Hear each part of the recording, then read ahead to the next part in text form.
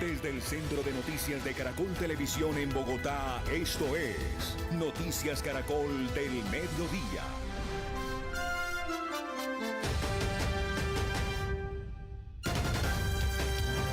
Compañeros, hoy estamos aquí y nos tomamos el tiempo de realizar una entrevista a una persona con sumos conocimientos de la historia de nuestro país. Veamos. Hacer un par de preguntas sobre la violencia. Buenas tardes, ¿cómo estás? Bien. La primera pregunta es, ¿qué sucesos violentos marcaron la historia de Colombia?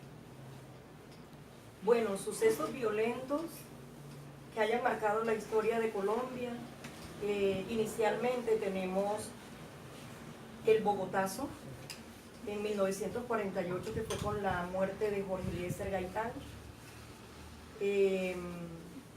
La toma y retoma del Palacio de Justicia por un grupo guerrillero llamado el M-19. Y bueno, pues la cantidad de años que llevamos en guerra por grupos también guerrilleros y otros grupos al margen de la ley. La segunda pregunta sería, ¿cuál de ellos cree usted ha dejado más víctimas? Víctimas han dejado todos. Víctimas, de hecho, dejaron... el primer suceso dejó una gran cantidad de víctimas, que fue el del Bogotazo, cuando la muerte de Jorge Eliezer Gaitán, ya te había comentado. El otro suceso que dejó una cantidad enorme y que pienso, según mi punto de vista, que fue un error político garrafal, que fue la toma y retoma del Palacio de Justicia por la cantidad de desaparecidos que aún continúan desaparecidos, mucha población civil, empleados, gente inocente que cayó. Pero indudablemente el proceso violento que ha dejado más víctimas en el país, sin lugar a dudas, ha sido los 52 años, si no estoy mal, de guerra con las, digamos, las autoridades del gobierno, con las FARC, con el ELN, con otros grupos al margen de la ley, pero específicamente pienso que la que más víctimas ha dejado ha sido el grupo guerrillero Las FARC. Vamos a un corte comercial y regresamos en un momento. This is what it feels like.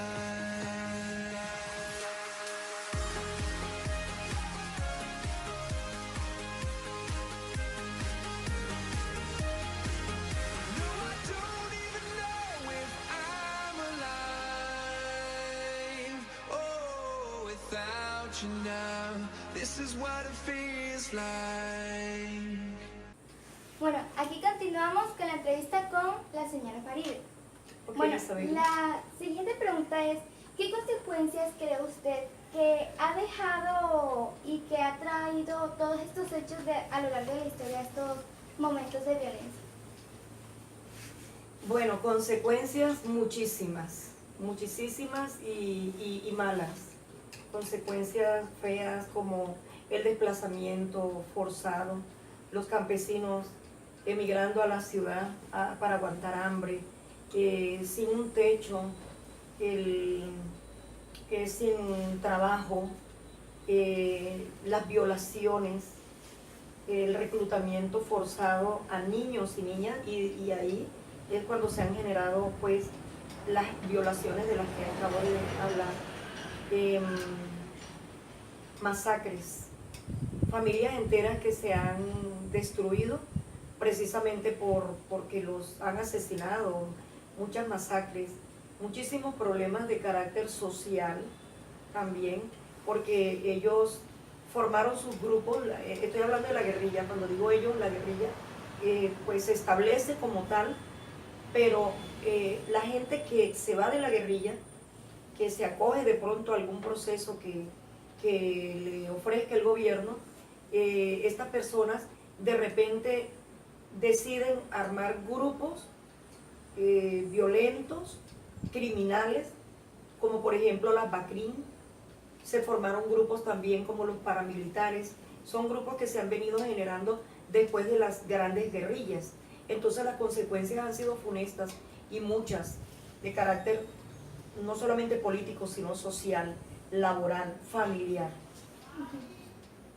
Bueno, ¿y qué papel cree usted que ha jugado el gobierno y la clase política frente a la violencia en Colombia? Bueno, el papel del gobierno realmente hubiera podido ser mejor. No hubiéramos tenido necesidad de esperar 52 o más años de guerra, que es lo que llevamos. Y el gobierno hubiera podido perfectamente, digamos que trancar esto a tiempo. No dejar que, como decimos en el argot popular, que se nos creciera el enano, ¿verdad? Porque se pudieron haber hecho muchas cosas desde antes. Tenemos el apoyo de las grandes potencias desde hace muchos años, muchísimo dinero que ha ingresado al país para combatir el narcotráfico, para combatir la guerrilla, y no, pues son dineros que se desvían. Digamos que pudo haber hecho más con menos corrupción. Bueno, ahora vamos a un corte de comerciales y regresamos en un momento. Old Spice me ayuda a bloquear el mal olor. Bloqueo, bloqueo, bloqueo, bloqueo, bloqueo, bloqueo, bloqueo, bloqueo, bloqueo, bloqueo, bloqueo, bloqueo. Olor blocker por 48 horas. Old Spice es demasiado poderoso para permitir que este comercial termine. Regresamos con la entrevista a la señora Farid. ¿Qué grupo armado se destacó al inicio de la violencia en Colombia? Bueno, en 1948, que fue cuando en realidad se inicia esta guerra, por llamarlo de alguna manera, que fue la época del Bogotazo, estaban enfrentados los liberales y los conservadores.